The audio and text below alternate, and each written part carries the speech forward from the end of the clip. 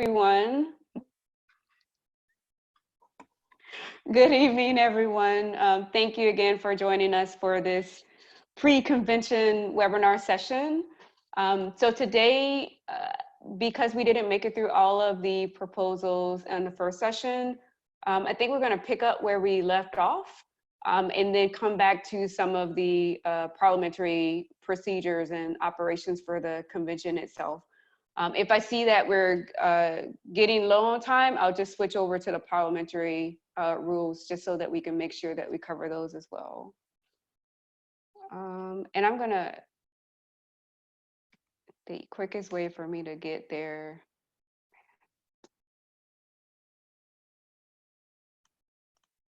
is to take it off of presentation mode. We stopped at change number or amendment number, what we're terming 15 and 16, and then I'll make it full screen again once I move some things out of the way.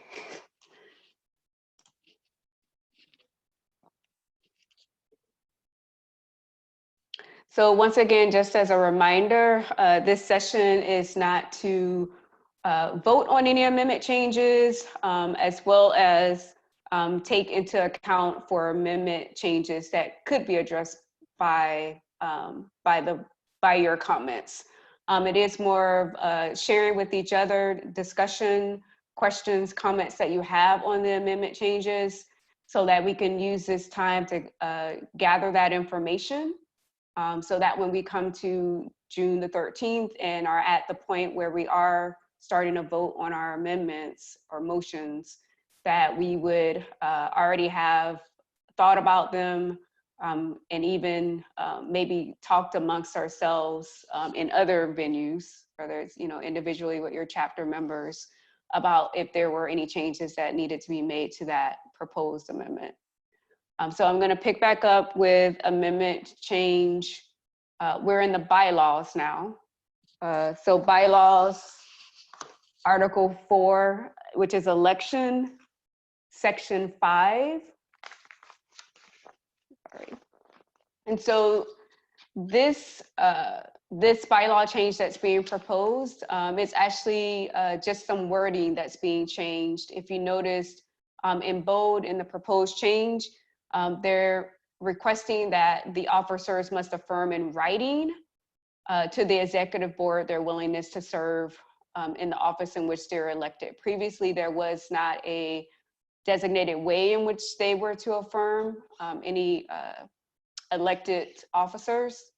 Also adding at the end of this statement that if they were to fail to do so, the president could at that time appoint a replacement that meets the qualifications for the position. So in other words, if elected, you would reaffirm in writing your willingness to serve.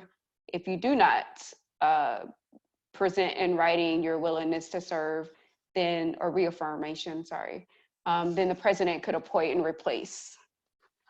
For this session today, we're going to really try to adhere to our processes. That process is that everyone would, or anyone would have 2 minutes to speak on a proposed I want to say on the floor, but that's being presented. And then we would have a total of 10 minutes of discussion on that change. I'm hoping that that'll help move us through the process a little faster. So at this time, if you do have a question, I'd ask that you could select the raise the hand feature.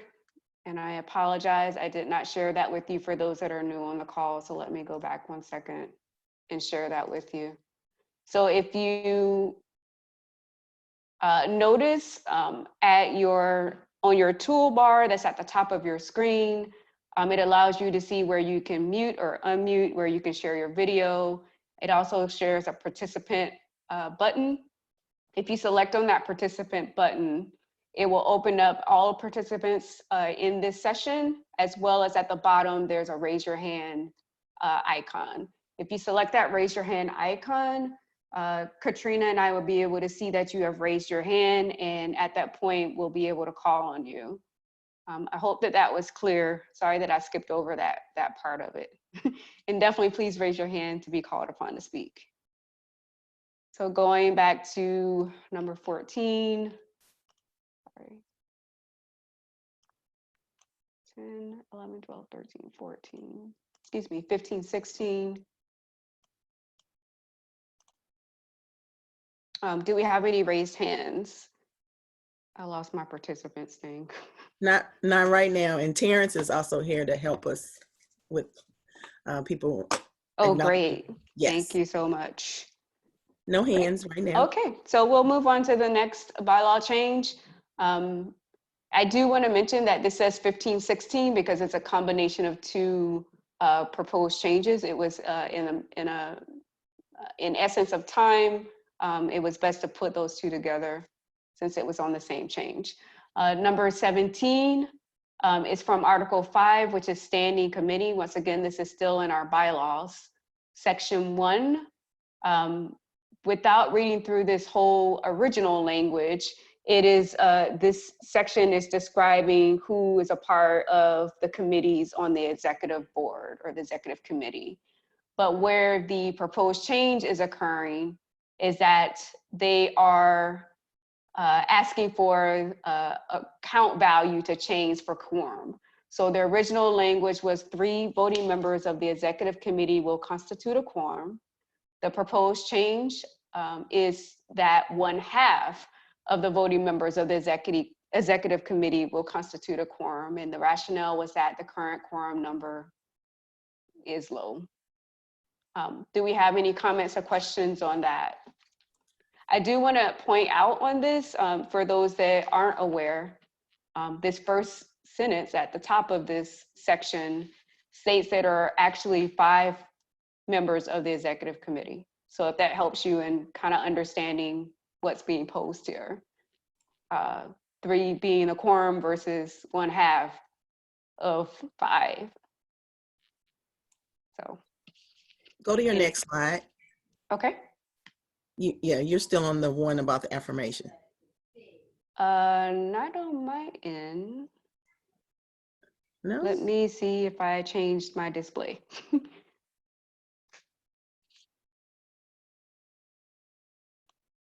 Swap presenter view. It's still not showing number 17. Kim, you're not.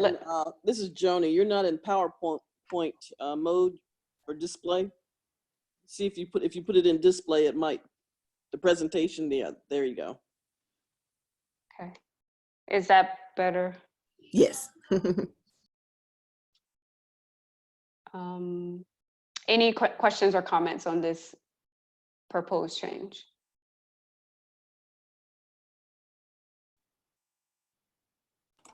Okay, I don't see any hands. You can go to the next one.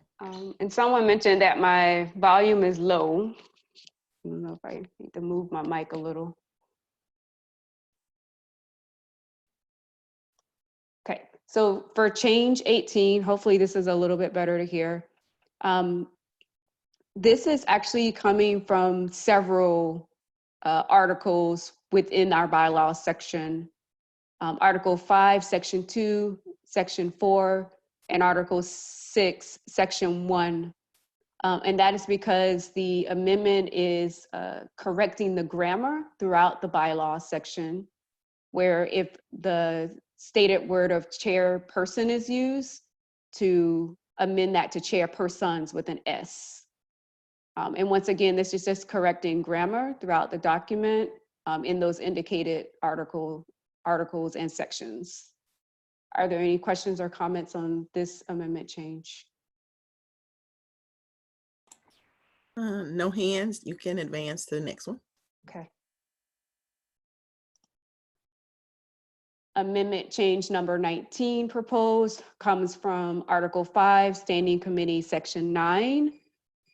This is in reference to membership benefits, or excuse me, the Membership Benefits Committee and how it's been being created. But the important part of this amendment change is more of a grammar change. If you notice in bold, it says the word to. What was missing was actually the letter T. So in the original version of our Constitution, probably for the last 2 terms that it was changed. The T was left out. So just adding the T to make it appropriate to say to secure identifier benefits for being a member of the association. Are there any comments or questions on this proposed change? No hands, you can advance. Okay. Article 7, chapters, section 3. It is a long paragraph statement that's relating to membership fees and dues and the time of when those dues are collected. But the important change that's being added here is that if you, I don't think you can see the italics in this, but, and I don't know if you can see my pointer. Oh, I'm sorry.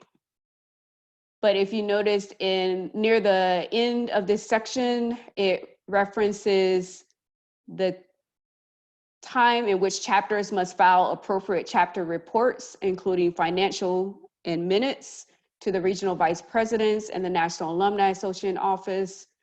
There was no indicated time to do so previously. This amendment change is specifying that it should be done on an annual basis. So chapters must file appropriate chapter reports with your regional vice president and the National Alumni Association office on an annual basis. Are there any questions on this proposed change or comments? I don't see any hands. You can go ahead to the next slide. Okay, so I will try to read through this as quickly as I can, but this is actually a complete replacement of a section. So this is Article 7, chapters, section 5, which is referencing if a violation or any act occurs from a chapter officer or a member, what the consequences would be, as stated in our constitution or in our bylaws. So you can see the original language here does describe what is a violation. It says that chapters and individual members who violate the provisions of the Constitution and bylaws of the TSU NAA, and or those individuals are judged guilty of malfeasance and non-malfeasance by the executive board shall be warned or suspended or expelled from the association. And then it gives how this can be acted upon. So this action requires a 2/3 vote of the executive board until the next national convention of the association.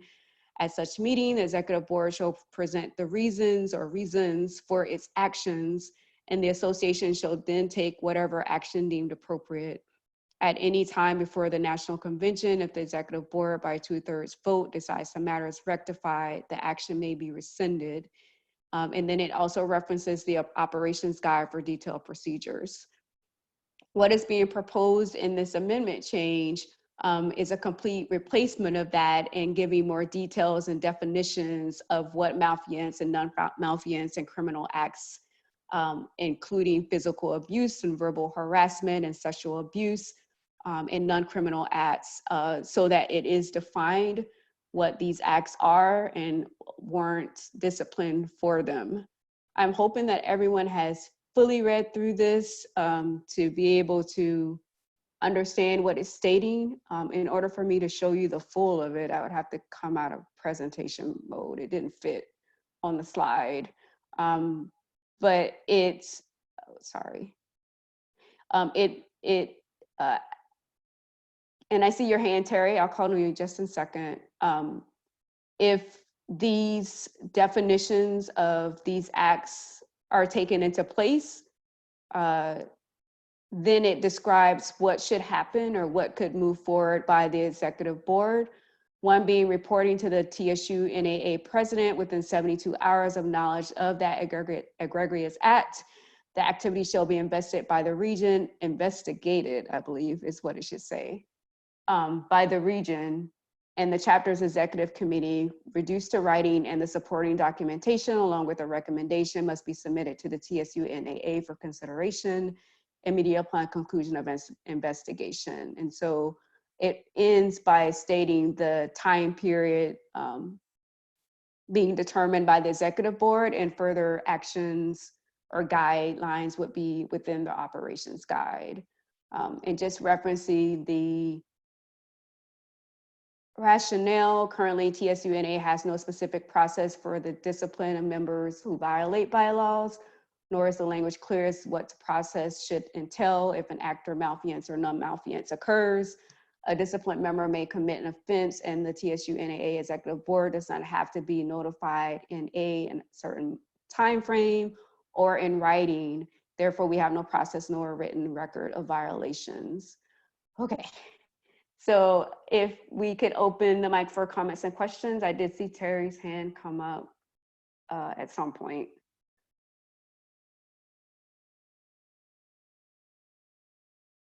Oh, Terry? Yes. You covered what I wanted to make sure was clear, invested to investigate. So thank Okay. you. No problem. I'll make sure that that's corrected for the convention. Okay, thank you. You're welcome. All right, Janet has a question. Janet? I do, thank you.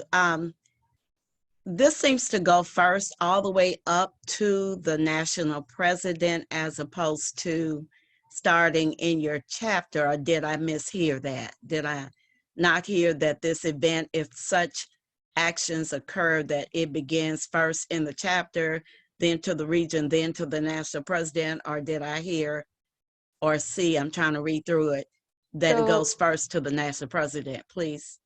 Sure. My interpretation of this is that it entails your local making contact with your region who investigates, but your national president is alerted to the investigation.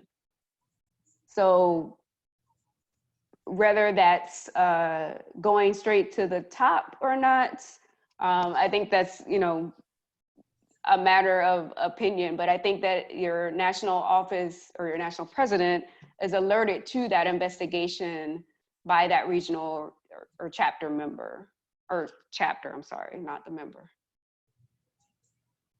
Okay, so this then is just an awareness. Yes. Okay. It's an awareness until that investigation occurs. And once that, from what I'm reading, from when the investigation occurs and they submit documentation to the national president, that then takes it to the level of the national office to make determinations. You're welcome. Are there any other comments or questions? I do not see any hands raised, so you can proceed. Oh, wait a minute. Somebody got a hand. Sandra Rice.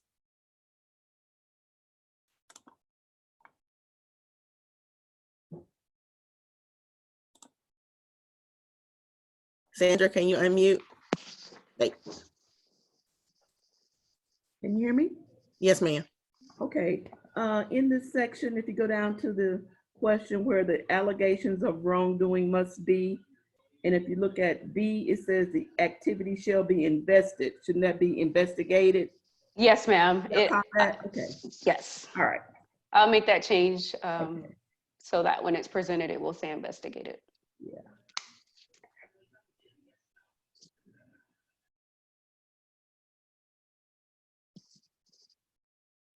Okay, I do not see any other hands raised. Okay. So I will go back to presentation mode to make it larger for everyone.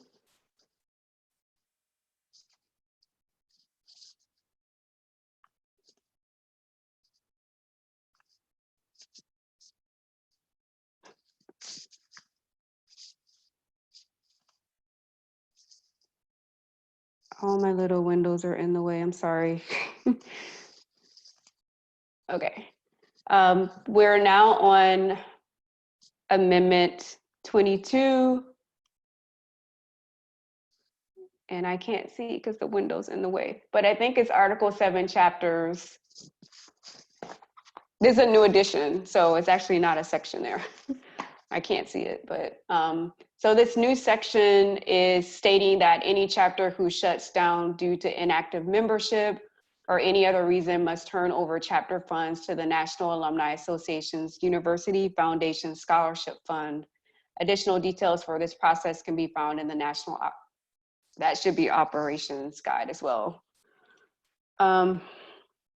The rationale is that any chapter that closes down for any reason, their funds go to the National Alumni Association to be put into the National Alumni Association Scholarship Fund. This will make sure no one on their checking or savings account can keep the funds, which would be misappropriation of funds. Are there any questions or comments on this section addition to the chapters, Article 7?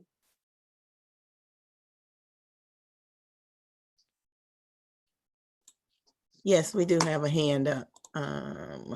Charles Brown. Hey, greetings, everyone. Charles Brown, president of the Hampton Roads Richmond chapter. What would be the mechanism by which to enforce that, make that happen?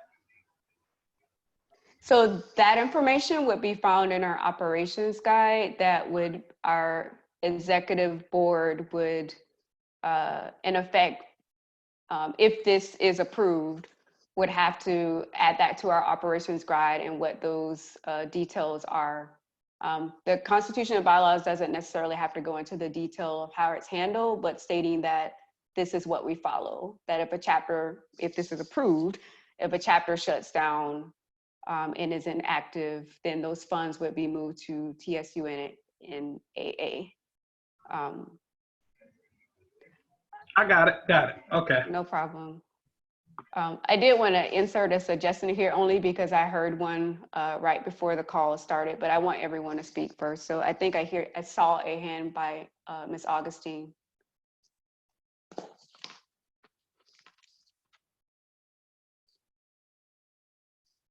Ms. Augustine.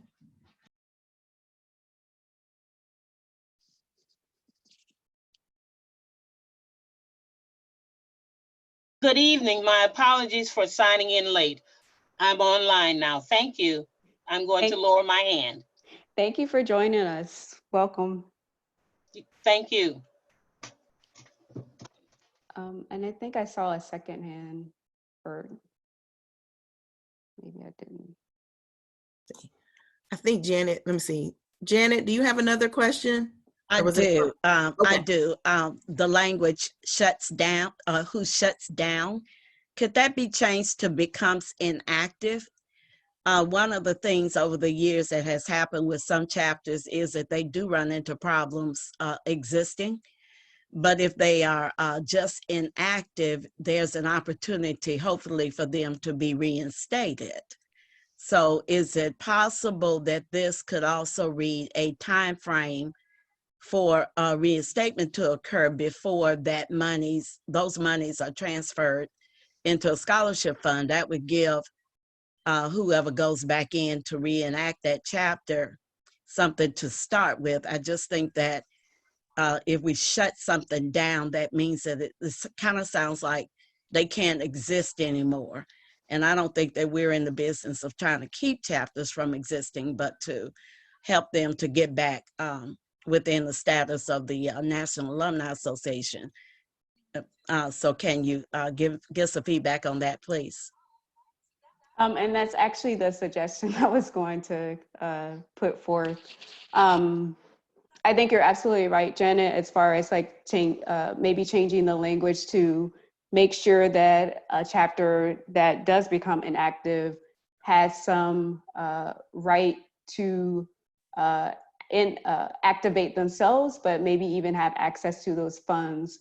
And one way of doing that could be by investing that into our scholarship fund so that the funds are still there, but they wouldn't be in the foundation, because this states the foundation, if I'm not mistaken. Yep, the university's foundation scholarship fund versus maybe investing that in just the TSU NAA even at the local level fund, so that those funds are available within, like you said, a time frame for that chapter.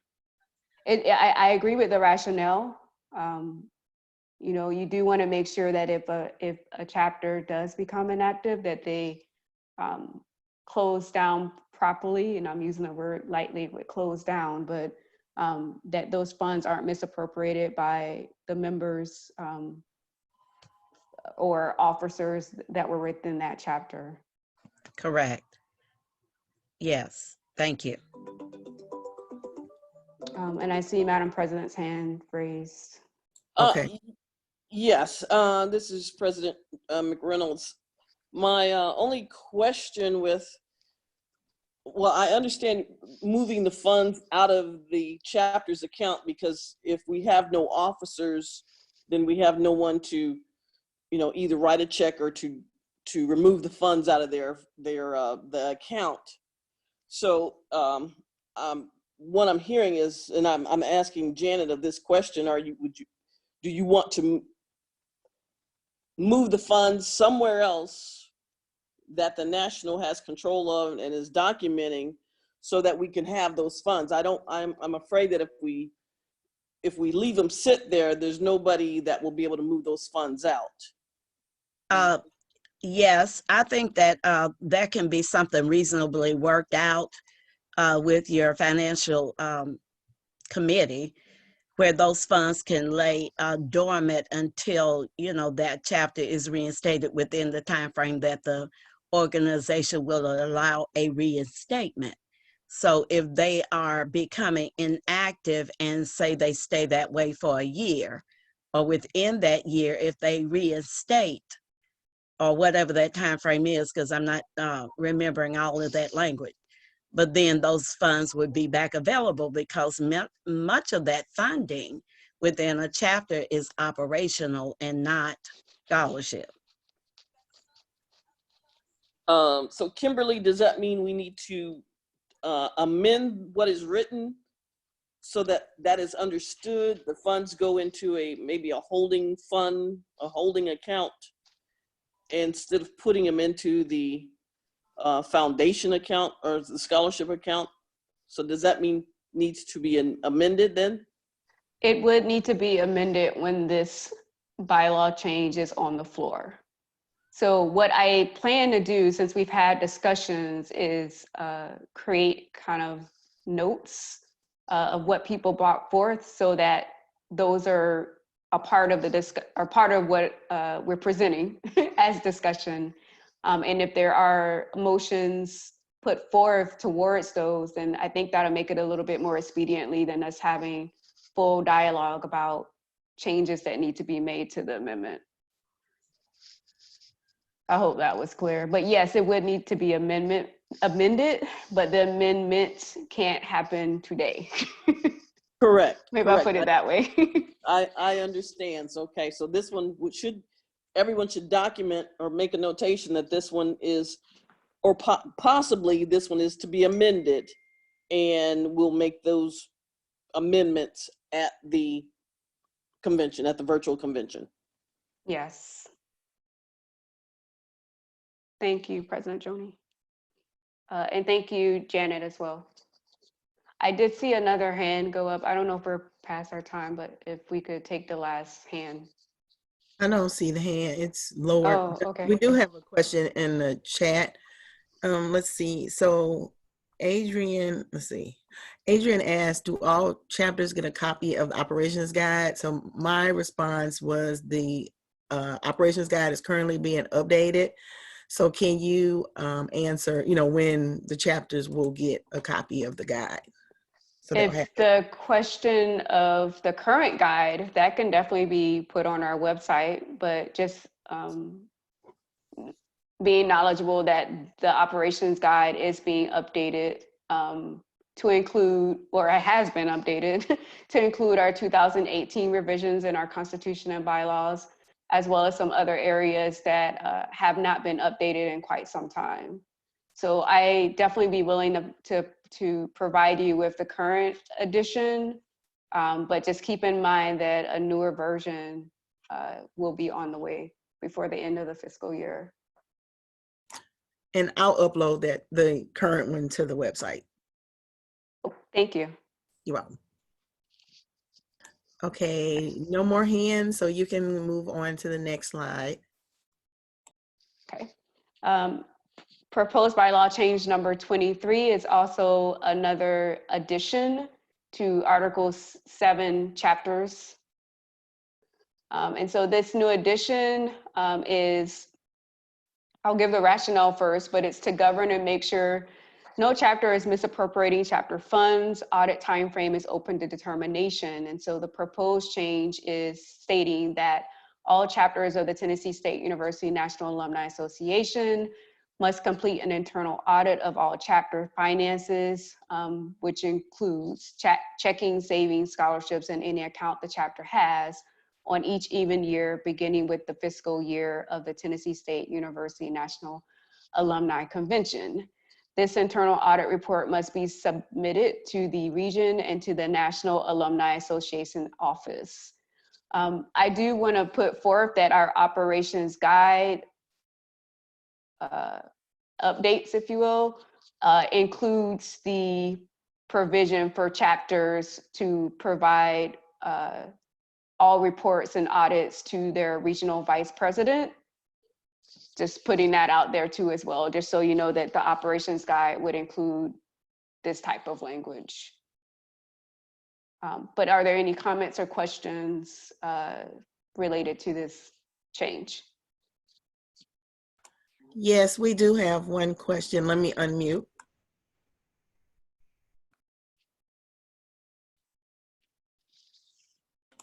Charles Clement. Yes, how you doing? Hello.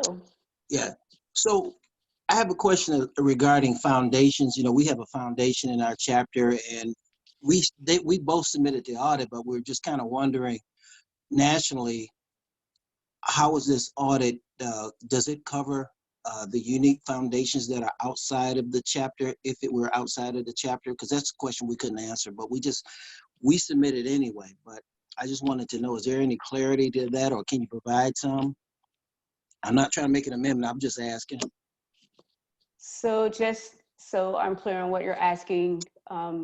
If there's a foundation, I would say if we have your chapter, and if there's a foundation Tennessee State alumni chapter in the city, are they following the same governance under these bylaws where they have to submit that audit report? Because in one form they're representing the school, however they're independent from the chapter. Is that, I hope I'm saying this right, so is that covered under this bylaw, or is that a separate entity handled by something else? Is the chapter over the foundation? There's cases where they are, and there's cases where they're not.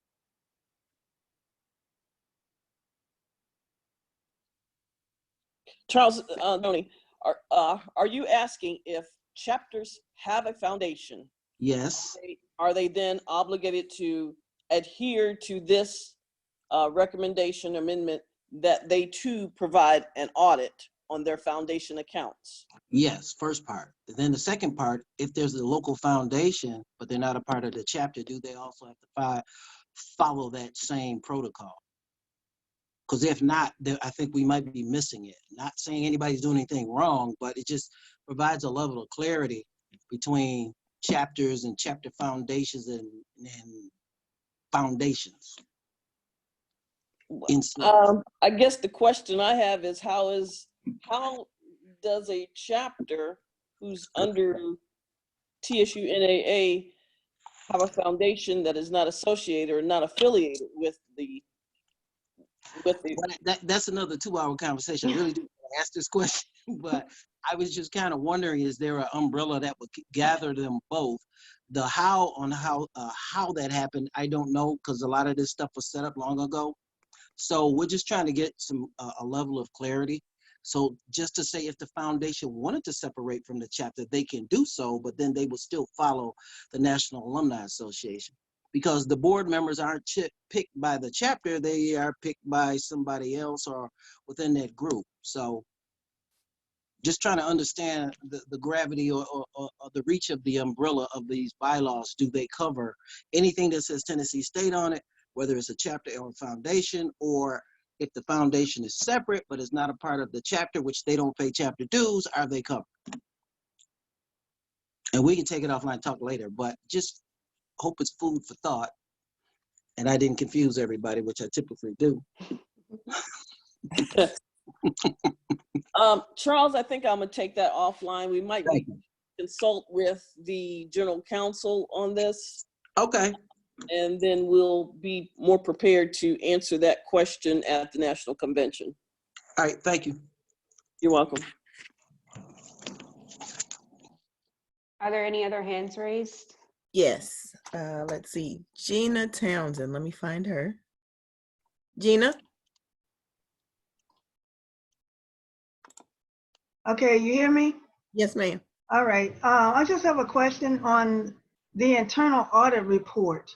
The Atlanta chapter, we have never done that. We audit ourselves monthly and make sure our money's right. Is there a guide report to follow or something, format to follow to submit? If this proposed bylaw change would go into effect, I would hope and assume that it would also be covered in the operations guide to have some type of example or document that chapters could follow for that internal audit. Okay, yeah, it definitely will be needed. Duly noted.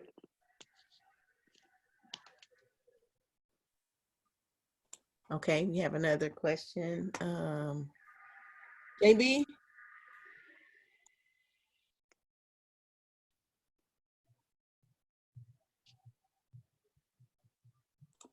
JB, do you have a question?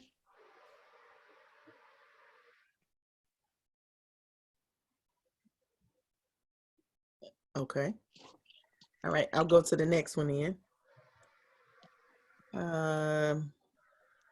Kina? Yes, good evening. Thank you so much for taking my question. Or it's not even a question, it's mostly a comment. I'm the president of the Colorado chapter.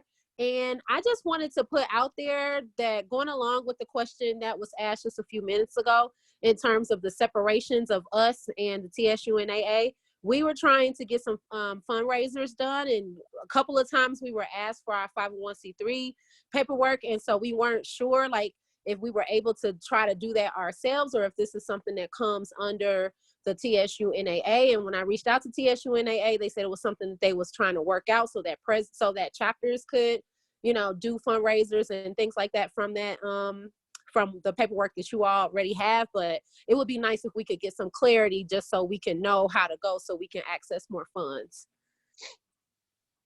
Thank you for that question. President Joni, I don't know if you wanted to speak on that. I'm not positive where we are on that.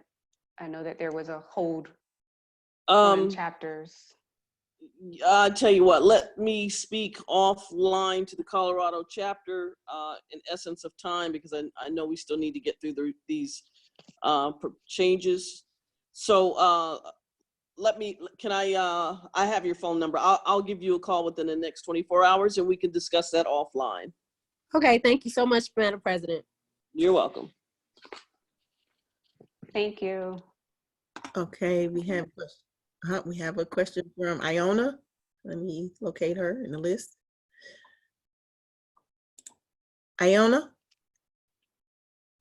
Hello, can you hear me? Yes, ma'am. Oh, okay, I was just trying to provide some clarification, and this is just from my experiences on foundation. If it's a 501c3 nonprofit foundation, it has to be separate, and there are guidelines that govern nonprofit organizations that would not be consistent with what we have here in the National Alumni Association. So anybody that sets up a foundation has got to govern it by the 501c3 guidelines. And so unless they say it needs auditing, then we can't decide in this organization what a separate foundation does, because they have to report to the IRS and through that way. So there are some things that I understand that because the national is a 501c7, isn't it? I don't know, but it's certain things that is a part of the national organization that chapters can take advantage of. So those would be the kind of things that they might want to share at the convention, because I've heard that there are some things that we might can do in terms of fundraising and getting discounts or whatever as a part, just being a part of the national organization. But if you got a separate foundation, then it's got to be governed by the 501c3 and the IRS rules. Thank you for that comment.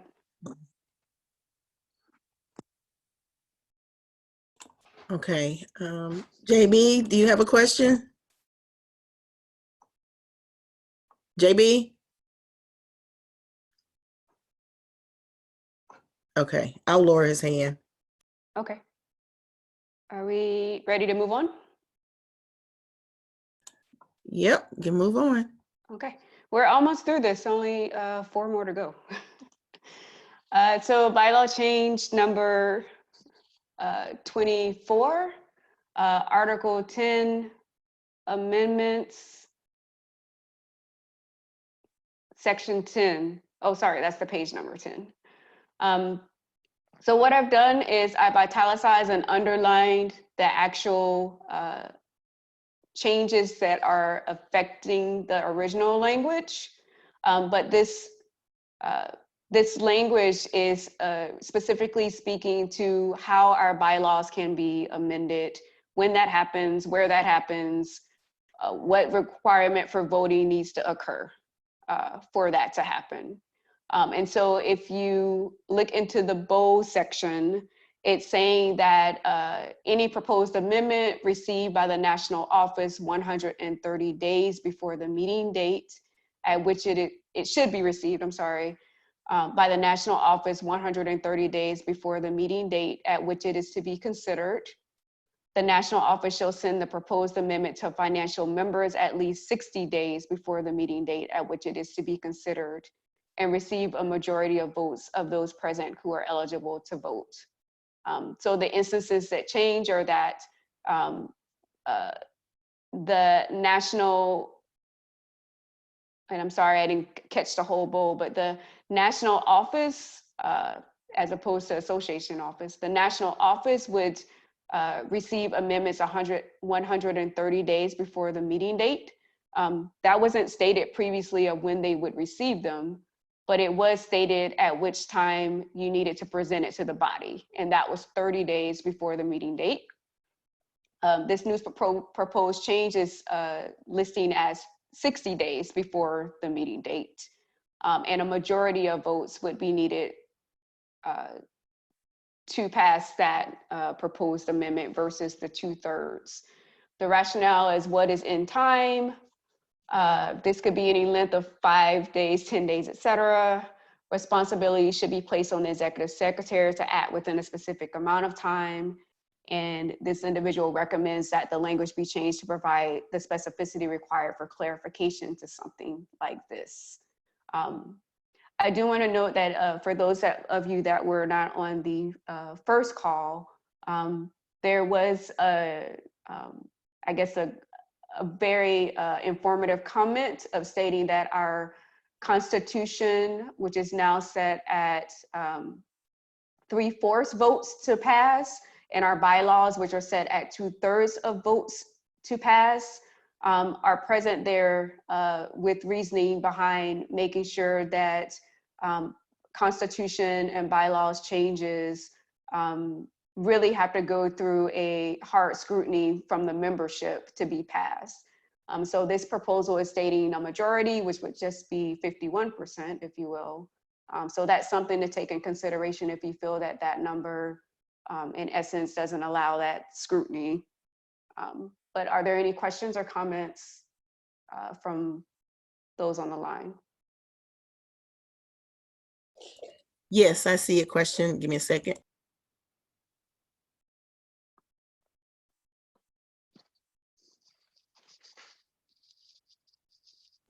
Janet, you have a question? Yes, ladies. I'm sorry, but the things that I've often seen with these with this process is that the wording at the very bottom where we have at the next association convention, that has always been confusing to me. Even when we've been at a convention, it has been stated that nothing we are doing at that present convention would go into effect until another year.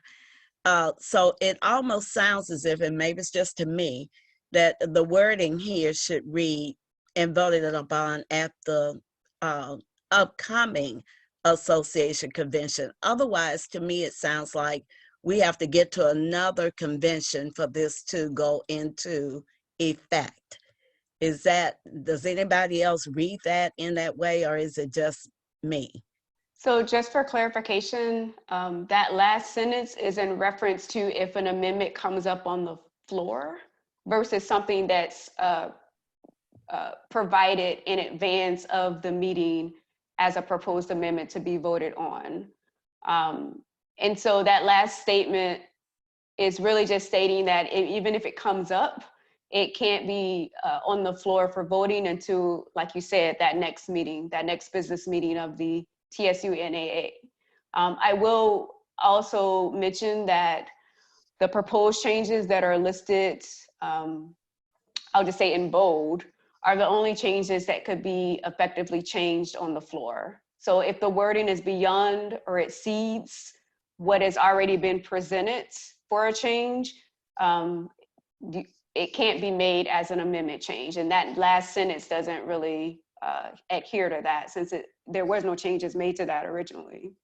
So there is no language that says if this type of change is made on the floor, then it would proceed to the next convention. There's nothing there stating that. So it is assumed by me anyway, that if we have received everything, we've done 130 days in advance, the information's been received 60 days in advance, and then we come to the convention to actually vote on it, then it should be effective at that convention. But you're now saying that refers to, or something else refers to, whatever comes up on the floor. That I would understand. Okay, yes. And just for clarity's sake, any amendments that are voted on at the convention and are approved and passed become effective July 1st of the next fiscal, of our, the next fiscal year, if you will, Okay. of the TSU NAA.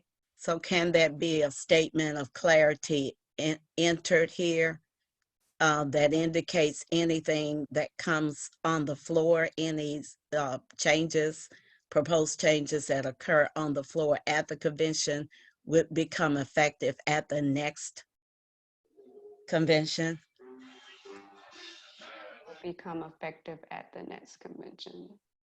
Well, our Constitution is updated to reflect any approvals made at the convention, so it would be in effect almost immediately, 30 to 60 days past the convention. So I'm not sure why placing that time frame in the Constitution or the bylaws is going to make any kind of effective change, because that's just what occurs in the process. You vote on an amendment at the convention, that amendment immediately becomes effective for the body.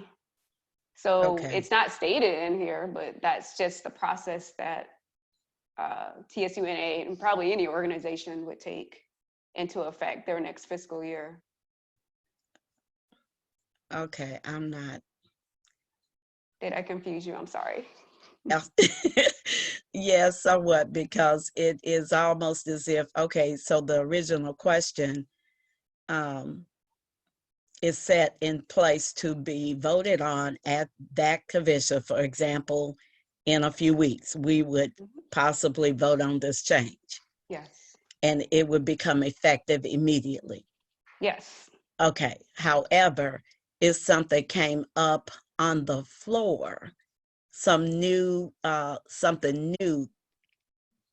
that would be a proposed bylaw change that would become effective at the next, in the next 2 It years. wouldn't be voted on at this upcoming convention. It would be tabled into the next convention, if you will. Okay, I just think the wording next association convention is the issue there for me. But, you know, if that works for everybody else, that's fine. Thank you. You're welcome. Thank you. Okay, I see another hand. Madam President? Yes, the 60 days, what was the purpose or point of extending it to 60 days? What was the common reason, the rationale for that? So this would in essence give the body a longer period of time to review any amendments being proposed. That's in essence what happens. So right now it's 30 days review. So this would make it 60 days review. Okay, I'm looking at I'm trying to, in my mind, put together a calendar with, Yes. with so That's many. great. So many people are not aware of what happens behind the scenes. We try to get this in the hands 30 days prior, but we actually probably are going to the printer with this information maybe a month and a half before some actually receive the outreach. So I'm thinking 60, okay, like I'm gonna say, for example, we got this into the hands of the printer April 1st, and I think somewhere along in that period of time. So if we wanna put it in the hands of the folks 60 days before, then we're talking about March 1st.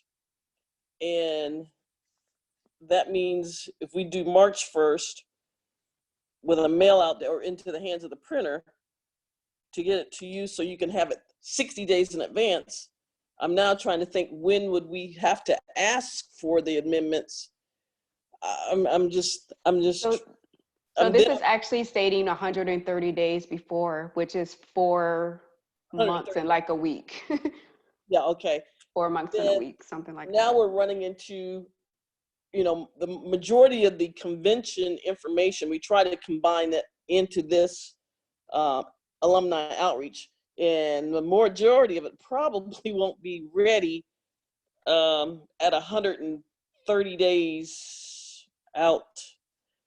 I don't know. I'm just seeing it's going to be a problematic, something problematic. And then that means we're going to probably have to send out something else, which would increase the budget of publications. And I just wanted to bring that up. I don't know how exactly we'd have to map that out. I see a budget increase though going at 60 days out versus getting in the hands of everyone at 30 days out. That's all. Thank you for that comment.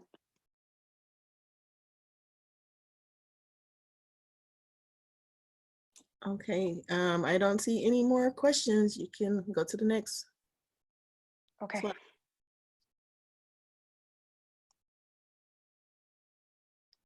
So this next change, number 25, is from the standing rules. We've now moved out of the bylaw. So this is Article 3, which is the amount of chapter assessment.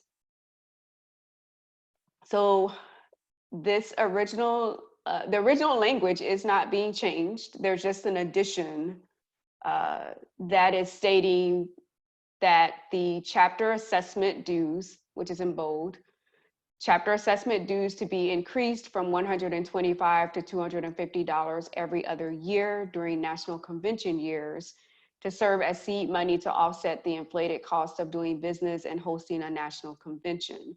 For those chapters with less than 10 active members, that assessment fee is to be $200 during national convention years. So the rationale is that it's very challenging to host a national convention with any caliber with a budget of which is $1,000. Subsequently, the cost of renting venues, serving alums, retaining photographers, plenary speakers, distinguished guests, and decor all cost money and should be shared expense among all chapters. This financial burden should not be the sole responsibility of one fundraising committee as it's traditionally been. And there's just a question of how can we expect different results if we continue to do the same things year after year. So once again, this is in addition to the current stated fee assessment chapter fees, that there would be an increase in national convention years. Are there any hands on the floor? Yes, Augustine. Yes. Oh, when we look at the original language, it's $125 per year. The proposed change in essence is $250 every other year. So what I don't understand is, you know, the dollar amount with the change, because if you pay $125 each year, that's $250. So you're saying now you're paying $250 every other year. So you're still in essence paying $150 a year. It's just that you're paying the $250 now every other year. So I don't really see an increase there. So it would double the amount the year of the convention to offset costs. So your chapter assessment would be 125, let's just say, for instance, after this convention, your chapter assessment would be $125 in December, this coming December. The next December, which would, am I saying that right? The next December, which would end up being within a convention year, would be $250. So it would double the dues amount for your chapter every other year. Okay, so in a non-convention year, you're paying $125. In a convention year, you're paying the $250. Correct. And to me, it's not very clear to me, 125, but then when you go to that proposed change, it's seemed like it should be just what you said, the $125 in a non-convention year and the $250, because when I read that all chapters must pay a national assessment of $125 per year, the amount will be determined, but then chapter assessment dues to be increased from $125 to $225, okay, every other year, okay, during the national convention. Okay, it's what you're saying, but not exactly the way that you said it. The way you said it, it sounds clearer to me. Thank you. I understand. And if you have a clearer way of putting that forth, that could be done so as well. I'll think on it. Unfortunately, I don't know what I said. I understand. It's a lot of reading and it's a lot of reading and proofing you've done. Great job. Okay, thank you, Augustine. We have You're a question. Got a question from Gina. This is more of a discussion point and just for people to consider. I guess the proposed change is basically increasing every other year the chapter assessment to $250. The rationale is to support the National Convention budget.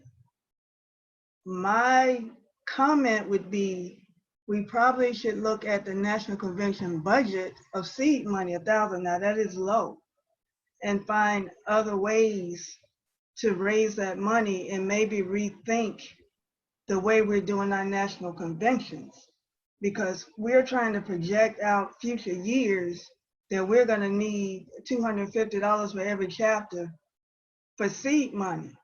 And keep in mind that the National Convention is designed, I know it doesn't always happen, but it's designed to pay for itself with the registration.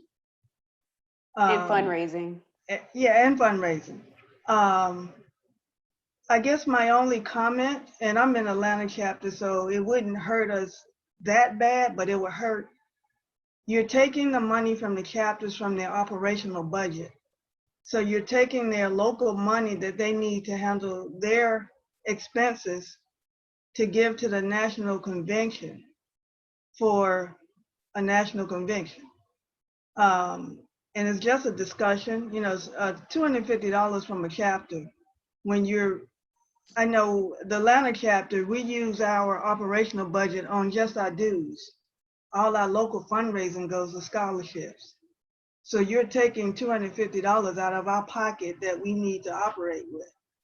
So, and we're a larger chapter, so we can kind of squeeze by, but the smaller chapters, that will really hurt them if they're functioning the same way. So just a thought, it's coming up for a vote. It's either a vote up or vote down. I just wanted to put that out as a discussion. Thank you for that comment. Also want to note that there's I guess a decreased fee for smaller chapters. It's $200 versus $250 in this proposed change, but whether that makes a large difference or not, just pointing that out. Katrina, is there anyone else? I don't see any more questions. You can go to the next slide. And I did see a comment in the chat speaking towards smaller chapters being affected. So thank you for making that statement. Oh, Keena is her hand yeah. up. Well, and I just want to point out, like, sometimes the regions have assessments too that we have to pay. So just trying to like put that out there too, that if there needs to be some type of like cap on how much assessments can take place on a regional level, I think that would, you know, help as well. Thank you. Okay, I don't see any more hands. Okay, moving on. So change 26, this is from the standing rules again. And once again, this is another change that's been kind of compiled into one in the essence of time. It is affecting Article 5 for regular dues, Article 6 for life dues, Article 7 for millennium dues. And it is basically changing the language in which we state the cost of dues. So our original language, if you look at the example, that might be a little more clear. The original language states that the amount of XYZ dues shall increase from $25 to $30. This increased amount will take effect July 1st, 2013. What is being proposed is to remove the statement of when the dues became effective and state it more as a fact. So the fact would be the cost for, in this scenario, regular dues is $30. And that would be the full statement for that article. And so that would apply for all of these different scenarios of dues types. So for instance, the cost for millennium dues is XYZ amount versus saying this amount will take effect. And I hope that's clear, that it's just cleaning up the language. The rationale has been stated that no need to list prior dues amount or effective dates. Are there any questions or comments on this one? Okay, I do not see any hands. You can go to the next slide. And this one goes hand in hand with the one we just looked over, and it is actually our last change. So for Article 6, which is life dues, it was taken out of that pool of the previous one because the change itself was listed to help understand how a vintager could become a life member. So if you look in bold, for a vintager that would like to become a life member, the cost would be $300. And I guess I should read the whole amendment so it makes more sense. So the cost for life dues is $750. For a vintager that would like to become a life member, the cost would be $300. And so the rationale is that to reward TSU graduates 40 years removed from any undergraduate program with an opportunity to become a life member at a discounted price. Are there any comments or questions on this last bylaw change? I don't see any hands. Okay. Yay, we made it through all of those. Yes, this is live. So I'm gonna take this out of presenter mode just for a second to bring me back to the parliamentary rules so that I can start there. And it's only a few slides, so just bear with me. I appreciate your time, and we're almost at the end. Some of these are move, have animation. So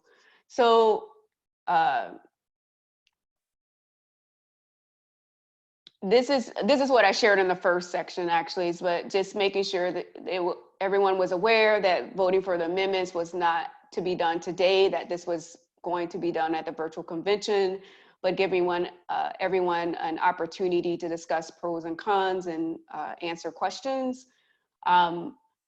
For the national convention, and I've already covered this, so let me just move on. We've already gone over the amendments. Sorry, I apologize. Okay, for the national convention, this is a very good housekeeping rule. We are going to ask that you keep your audio muted during the convention unless called upon to speak. And so I wanted to try to go through not necessarily why we have a convention, but using that as a background to understand who is allowed to vote at conventions and what that entails. So our national convention really is a time for us to gather biannually for a business meeting of all members of the TSU NAA. It actually states in our constitution that the national convention shall be held biannually in even years during the month of June. Our TSU NAA operations guide further clarifies that the national convention will be biannual every 2 years, and actually contains a convention guide, which helps lead our event planner, our host region, and I guess in effect, sometimes the host chapter, and how we would move through the national convention planning, understanding that the national president resides over the national convention. So who are our delegates? In our constitution, it states that the voting body of the national meeting shall consist of 1 delegate from each, and I placed them in bold and yellow.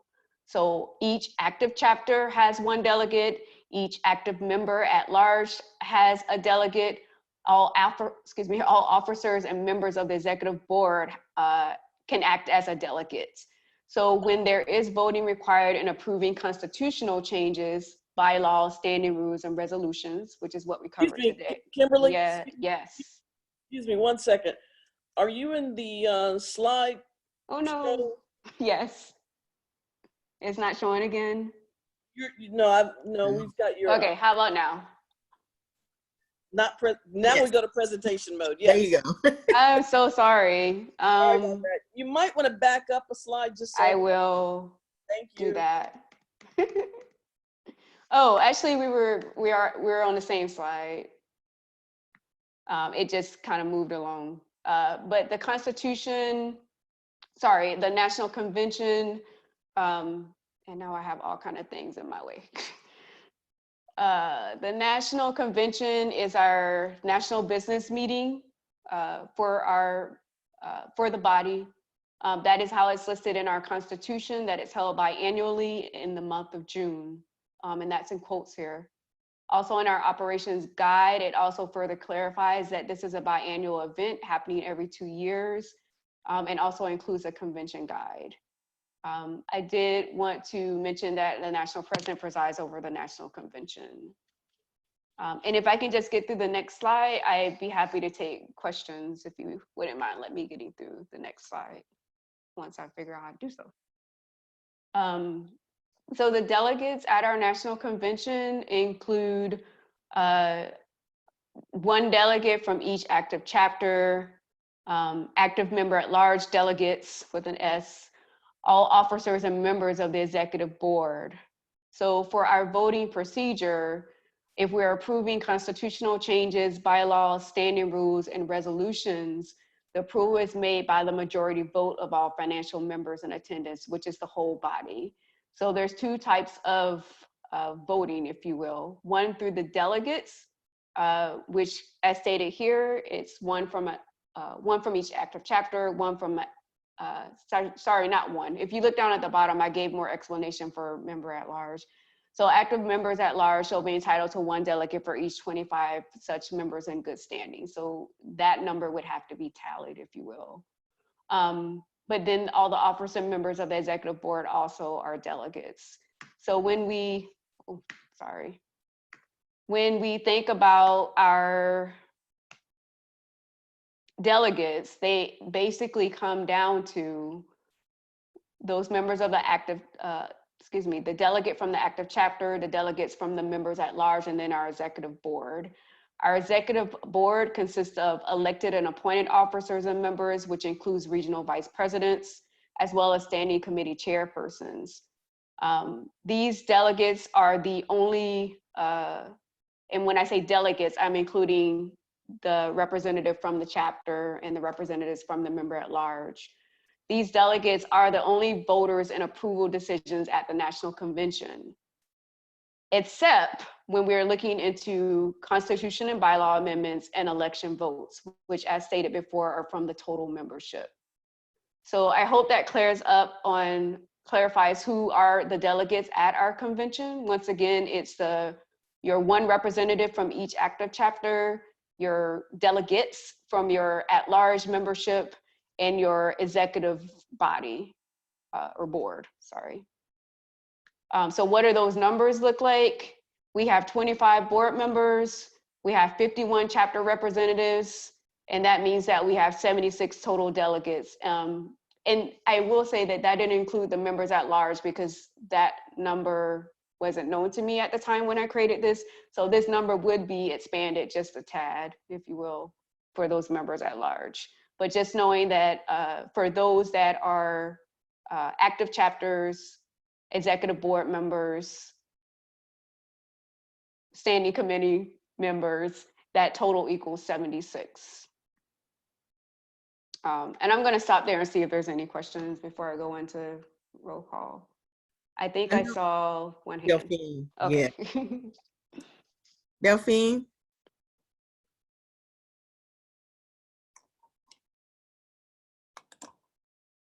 Delphine? Can you hear me now? Yes, ma'am. Okay, clarification. One voting delegate per 25 members at large. Did you say how that delegate will be selected to vote? So how they would be selected. So that's within the members at large to determine. And I was looking that up actually that you asked that question because our operations guide doesn't specifically state how that representative is chosen, but they do have to be in good standing. There were like 3 things in there. What was it? Well, good standing with the association as evidenced by dues paid to the association. So that would be part of the vice president's role as the person that kind of helps with members at large, if you will, to help in making that decision of who the representatives would be. So the national vice president, that is. So so we should know now how many members at large are registered and financial. So do we know how many members at large will be allowed to vote at this time? Or are we still tallying that up? Delphine, yeah, this is Joni. Right. No, that number is known. I don't know it off the top of my head, but it is already known in the national office how many financial members at large we do have. In the past conventions, we just look around and say, oh, you're a member at large, we need you to be a delegate. Now, since we're doing this virtually, I'm glad this has come up. I'm glad this has come up because now we probably need to send an email out to the members at large to see if they will be attending or if they have registered. Matter of fact, we probably might need to look at it a couple of ways. We have registrations already for the virtual convention. We might need to pull the members at large out of that registration, send them an email and say, would you be willing to be a delegate? That may be how we have to cover that one. Okay, not to, I do have one more question. So since nothing is in place as far as I know, or as far as you're saying on the selection process, if we going forward, if we wanted to address that and make it a process and make it clear, would that be considered an addition to the Constitution and bylaws, an update to the operating guide, or where should one address that process? I think that that would be addressed in the operations guide, but it could come forth as a resolution for the executive board to address that. Okay, thank you. Mm-hmm. And that can happen at the convention, just so you're aware. The resolution, that is. Okay, thank you. Okay. But thank you for that question. That's a very good question. Kimberly, wait, we got another question. Oh, I'm sorry. Go ahead. Janet.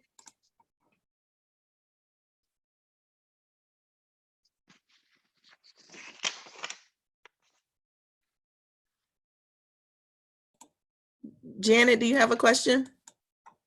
I'm sorry. Yes, I was talking, didn't unmute. I'm sorry. Will every chapter have the responsibility of sending in the names of their delegates who are voting, or are you waiting until the virtual convention to find out who they are? So it is the chapter's responsibility to send in who their delegate would be. Most times it's the chapter president, but I know that there could be a proxy in place. I know that in the next week or so, you'll be receiving more information regarding delegates or how you would like to select a proxy for your delegates. So that information should be coming out very shortly. Okay, thank But you. we will, that answers it.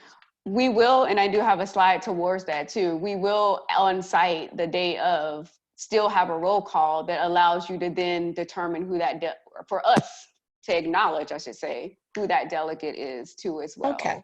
So, Thank you. and here's the slide here. So when the roll call occurs at the convention, the official names of chapter representatives will need to be made for the record. And I should probably expand this from just chapter representatives, but any representative, whether it's the member at large, et cetera. So if a representative must leave the convention, a proxy can be put in place for any voting. However, this must be submitted to the National Executive Secretary in writing. We are considering using a roll call via a Google spreadsheet that could acknowledge that person's presence by them typing in. And I just wanted to give you an example of what that could look like, but we're still taking the time to make sure that this would be the appropriate way to do it. So the listing of all of the positions, the chairs, the chapters, and I'm sorry, the spreadsheet wasn't able for me to capture everything, but below regional vice presidents, it then becomes chapters and affinity chapters so that you could see all those. But that individual would, that has acknowledged themselves as being the delegate would be responsible for stating that they are present at the convention by typing in their name and typing in present. And Katrina, maybe you can help me with this if there's more explanation that's needed, but we are still trying to formulate this plan to make sure that it's the best way to do so. No, you covered everything. So everybody will be able to type in the Google spreadsheet at once, and it just updates to the cloud if everybody's wondering what that is. And this would only be, and permission to go into this Google Drive would only be given to those that have acknowledged themselves as a delegate in advance. So your question, Ms. Janet, was relevant for us understanding who those people are in advance. I see a hand. Mark Grant. Mark. Yes. Okay. Can you hear Hello. me? Yes. Yes. Do you see my question?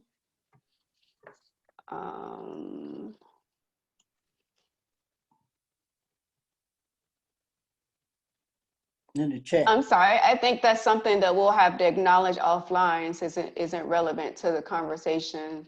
But you're asking about him being able to be a delegate, if I'm understanding that correctly, correct? So I believe it is relevant because you're discussing delegates. So the Hampton Roads Richmond chapter has a problem with our president who has submitted his dues online, and we had an email conversation with the secretary, and she said she had not received it.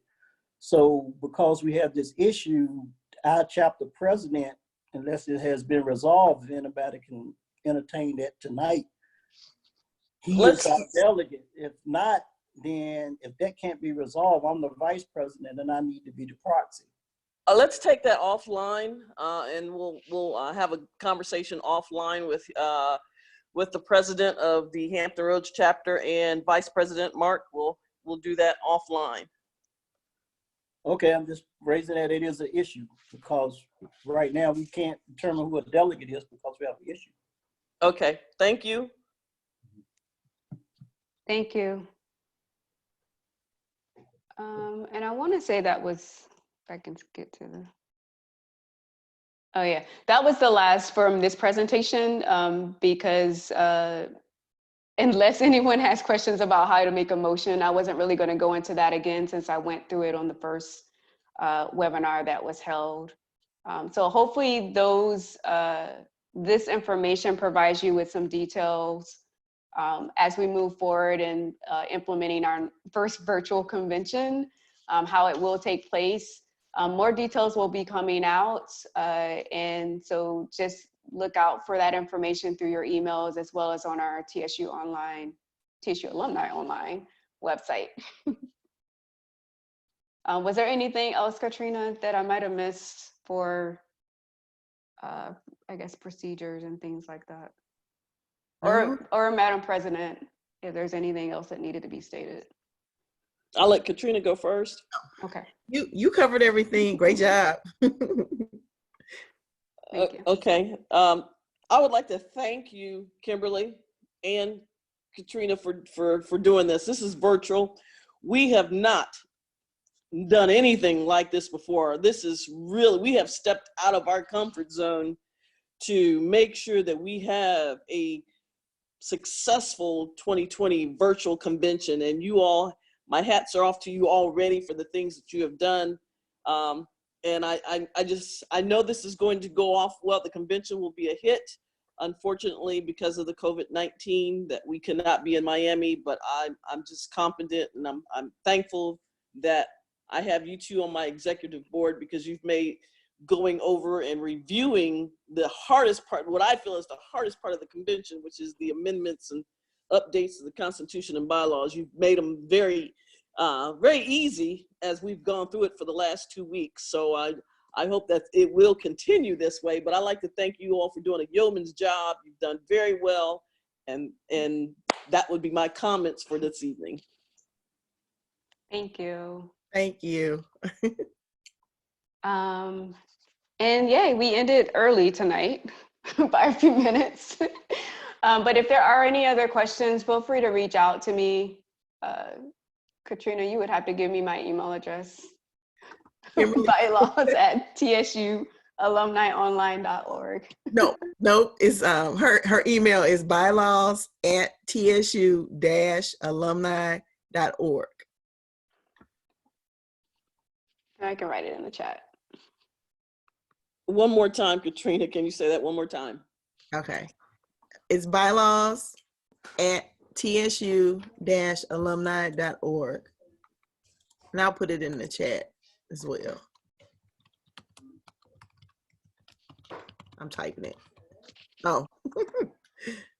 Well, I appreciate everyone's attention, and we look forward to speaking with you again on these topics. And if there's another session like this that may need to come up, we'll be putting that in place too as well, as we move along this path of setting up and planning our virtual convention. But everyone have a good evening, a good night, and stay safe and be safe.